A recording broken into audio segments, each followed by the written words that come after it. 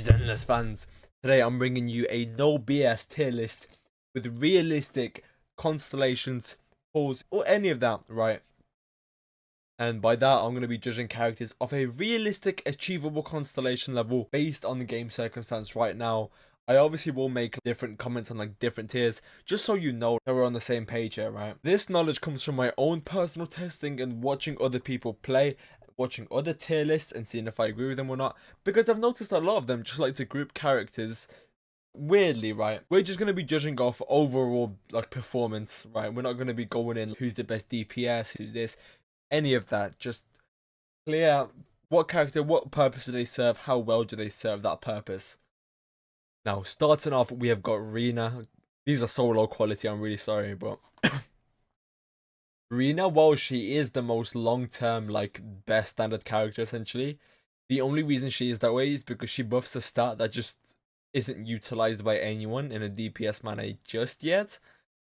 So I'm gonna stick her into B tier because no one can really use her right now. Obviously, when a penetration, like, damage scaling character does release in the game, she could go up here when more characters become more pen ratio oriented.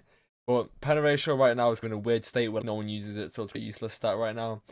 In some cases it works, but it doesn't work good enough for it to be like, yeah, she's insane. If you're burning for pen ratio, she's going to be your go-to support, obviously, but you're not really doing that most of the time. You can with some characters, but it's a really big cope. To be honest, it is a massive cope. Moving on, we have got A rank and B. Now you get her, now Anbi's like your first ever stunner, right? You get her pretty much as soon as the game starts. You're familiar with her, so an achievable constellation level. Honestly, M6 is pretty achievable with Anbi. But even so, I wouldn't consider her like one of the greatest supports. I would put her right there with the Rena because while Rena doesn't buff that much, she's still usable. Same as Anbi. Anbi is, if you have no one else, she does work, right? She's not awful. She's definitely usable. But I would say that for every character in this game is usable to some extent. It's not like Conquest Star where characters just become like irrelevant 2 banners after their release. Now in this game, so far, characters from 1.0 are all usable in some capacity. Obviously, there's some bad ones, but let's not get too hot ahead of ourselves. Now, Anton is in a really weird place because he's an A rank electric DPS, and honestly, while you can obviously pull up some good numbers with him because it's Zenless, I'm gonna have to put him in the C tier currently. One, because his mindscapes aren't really that achievable because they haven't been on that many banners. And obviously since he's not a starter character, he does lose some of that value because you have to pull for him and then get his weapon. It's just like less value overall for a character. So I'm gonna put him, in all honesty, in the C tier. Next up, we got our boy Harimasa. Anbi just dropped, so I feel bad putting him like lower, but I'm gonna put him in the A rank tier, but he's probably gonna be very low in the A rank tier if I'm honest. Because obviously he's a good DPS with it if you play him right. He's pretty hard to play honestly, but when you learn him, he's actually like really underrated in my opinion. Astriel, obviously our first like proper support character, going in S tier. Obviously she buffs crit damage, can heal. She does, a lot. She does a lot. My boy Ben Bigger. They did this man dirty in this kit. He is pretty much like Caesar, but like 1%. Like he's so awful. Yes, he has some usability, possibly, maybe, but you're better off building literally any other character in the game. Now, Billy, I'm gonna put him higher than Anton, honestly. And this is because he's a standard character, he's a starter character, so you're gonna get him straight away, which gives him that value and gives him reason to be on your account. And his mindscapes are really easy to achieve, and honestly, as you go on, his mindscapes get ridiculously good, so you're gonna want to get his M's. M6 preferably. And at 6, he can probably be up here, honestly, when it comes to DPS tiers. But every tier list puts him on his own in the bottom tier, and that's not right. That is not right at all. But I'm gonna put him in the A rank DPS sector where, C is pretty much like where all of these will be, in my opinion. Caesar, instant S. Best stunner in the game, even though she doesn't stun. Best stunner in the whole game, even though she isn't a stun character. Like, it's insane how good she is. The amount of days she can give on enemies is just beautiful. The shield, everything about that. The only thing holding her back is she does everything, but she doesn't do everything perfectly. She's almost like a jack of all trades, a master of none. She is still extremely, extremely high pull value. Think Zhongli from Genshin Impact. That is pretty much her equivalent in this game. On a similar note, let's put Bernice straight in S tier. Only off-field oh my fucking god. Only off-fielder that can apply anomaly onto an opponent. Bernice is the only character in the game right now which can apply anomaly from off-field. So you're gonna want to keep her. She's really good for triggering the Sorta and just applying a shit ton of burn. It is amazing. Bringing in Corrin, I am going to put her one bit above Anton. I do not have that much experience with these two units. I'm going to be really honest with you. But Corrin, I've seen her used in a lot more teams. Maybe Anton is just an underrated king, but yeah, I feel like Corrin is better. Obviously, she doesn't solo Billy because of their pull value. And Corrin is also technically a starter character because she's given out in the mail when you start the game. I'm not sure if this is still the case or if it's only pre-registration rewards, but we are early on into the game's life cycle to consider these pre-registration rewards. If she's there that way, these two are essentially in the same tier. Both physical attackers, both can clear still with enough investment. Like, you're not going to go wrong with them, trust me, you're not going to go wrong. Now moving on to Ellen, our 1.0 DPS that pretty much just got wiped the floor with Miyabi and other units. She's going into A tier right next to Haramasa. I don't know if I want to put her over Haramasa, but because Haramasa is a free unit, he's going above for now. Evelyn, she is pretty much, out of all these so far, she's the best, full value wise. Amazing DPS, she's second or third to Miyabi right now. You can't go wrong. Same with Grace. I mean, not same with Grace. Grace, on the other hand, she's going in the B tier. Honestly, because she's an anomaly, she can utilize like Bernice maybe, but she's just in a place right now where she's just not that good, and she's heading into B tier, unfortunately. Miyabi, there's no denying Miyabi is probably the best character in the entire game. By far, by a long shot, she's just Void Hunter, Aura Farmer, whatever you want to call her, she's just amazing. Now with Jane Doe, I want to place her above Bernice, because Bernice on her own isn't very good, but also Jane Doe on her own isn't like amazing. But when you pair these two together, you can have a demonically good team. Now moving on to Kaleda. Kaleda is a standard 5-star stunner. She doesn't do anything special. She's not bad. She's good with Evelyn. If you do not have Lighter, she is a pretty good alternative, especially comparing her to Lanby or something like that. She is an overall better character to have. Talking about Lighter, let's talk about Lighter. He is, oh, where did he go? He is probably the best stunner in the game right now because of his buffs. He may be tied with Chingy, but I'm going to put him right below Benny's because Benny's is overall, I think Anomaly is still overall the better playstyle to choose over attacking. And to me, that's because it's way more flexible. You don't have to rely on stun windows. Overall, Anomaly is way easier, and so far the characters have been stronger. I want to put the best stunner before the best Anomaly because it's just like that. Lucy is probably the like best A rank support we have in the game right now. Overall, I would probably put her really high A or low S. She is really good, especially if you can get her to M6. Her buff is really nice, and you can't go wrong with it. She works on a lot of teams. You just can't go wrong with her. She's an amazing unit. Overall, Nakamura is an interesting unit. She got left in the dust a long time ago, but obviously she can still clear content.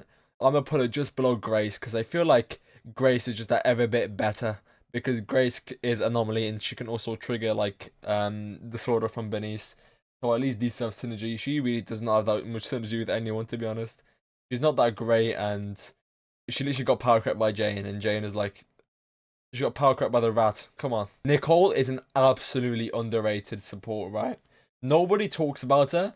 Obviously, her buffing window is a bit short, but if you have the perfect character for that, and you can utilize that well enough, she's honestly a really good character. So honestly, I'm going to put her low A. Actually, no, let me put her here. because, you know, a DPS is always going to have pretty much higher value than a support. Piper at M6 is a really good DPS, and some people are going to call me crazy. Oh, why using an A rank DPS? Well, that's where it's at, bro. That is where it's at.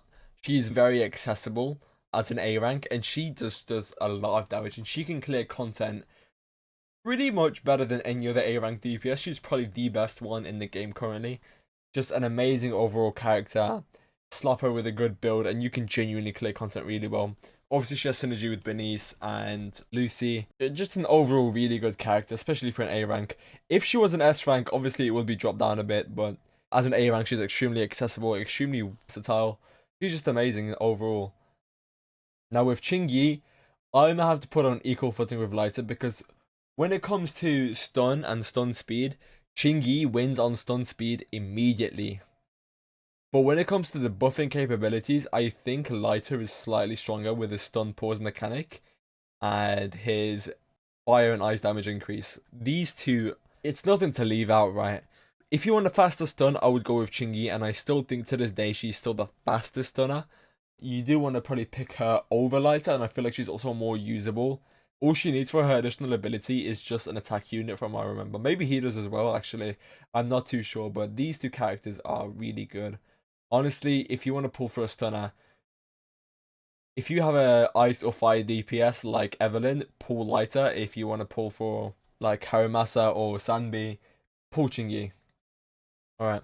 Seth is also in a very weird place because he doesn't do that much, I'd say. I'm not going to sit here and clown on him, but I do think that he's not that good right now. Though he doesn't work with a lot of characters. Pretty much the only one he works with is like Jane. Yeah, he's just in a really weird state right now. He only works with Jane for the most part. So I'm going to put him down in the C tier because he's not very usable. But he is a very future-proof character. Like, he will gain some buffs eventually. Soldier 11, standard character. Probably going to put her at the bottom of Nekomata. She just isn't that good, honestly. You're better off using Nekomata.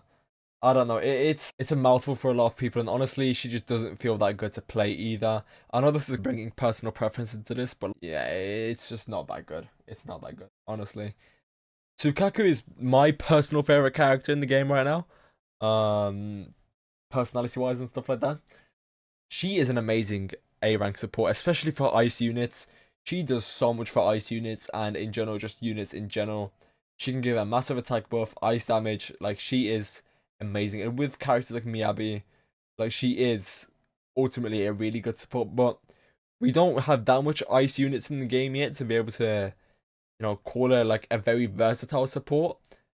So I can't really put her as high as I want to put her, but I'm gonna put her just behind Lucy and in front of Nicole. I think that is a very comfortable spot for her, especially right now. When Hugo drops, she could honestly move up, because then she'll be supporting Miyabi, Hugo, and Ellen, and all three of those units are just... Yanagi is like amazing, honestly. Like, she is the disorder character. If you want disorders, which you really badly need from Miyabi, you want to pair these two up together. She's just an amazing character. There's a load of damage. I don't know. She's just an insane character, and almost a must pull for Miyabi if you want to be comfortable with her playstyle. And the reason I'm not going to put her over Evelyn is because Evelyn just has higher personal damage. Because Yanagi was made also to be like a sub DPS, so she isn't that powerful, but she can trigger a lot of strong disorders and polarity disorders. Lycon, another standard character that's a stunner. I'm going to put him over Kaleda because I think he's more fun to play and more like easy to use and build. So he is going to be at a nice comfortable place in front of Kaleda. Actually, now that I'm looking at it, I don't want Rena to be at the top of here, since we need to look at like the current state of the game where there isn't any pen units. So I'm going to put these two over, these three over. Honestly, you know what? She's moving a lot, but I think that she is comfortable here, honestly. Zhu Yuan is our first ever Ether DPS. She is obviously very strong, but I'm going to put her above the stunners because it just makes the most sense. Pulchra is, I think, our first 4-star stunner that's not Anbi. Yeah, she does. She brings the new Aftershock mechanic, but on her own, and since Trigger isn't out yet, we can't really make an assumption. But I'm guessing them played together is like the optimal playstyle. But alone, I genuinely think she just underperforms. So I'm going to just put her above these. characters right here. Comfortable lower spot, if I'm honest. I feel bad for Ben, he's just alone. S. Andy. Sandy is our brand new character, and from what I'm seeing and from a lot of people's testing, she is extremely good, but obviously doesn't compare to Miyabi. She's either on the same level as Evelyn or just that slightly bit better, but I want to put her third just because in my personal experience, I do prefer Evelyn in her damage, but playstyle wise, I would pick Andy, so it's kind of, they're both in the same position for me basically, and we can't really rate Trigger right now since she's not out yet. But if I were to make a prediction, she is probably going to be high A tier or even S tier because of her off-field capability and her seemingly crit scaling kit, which sounds fun as hell. So we're just going to put her in the top of S tier right now. I mean A tier right now. And that's about it. Thank you all so much for watching. If you disagree with anything that I've said and have valid criticism, please leave it in the comments. I will respond, and if anything, I will say, you know what, you're right. Or I'll say you're wrong. Depends on how I feel. How I'm feeling. Holy shit, I can't speak English. I hope you enjoyed the video. Follow my Twitch. Follow everything. You know what I'm saying. Subscribe. Or like, go much and copy it. I don't know.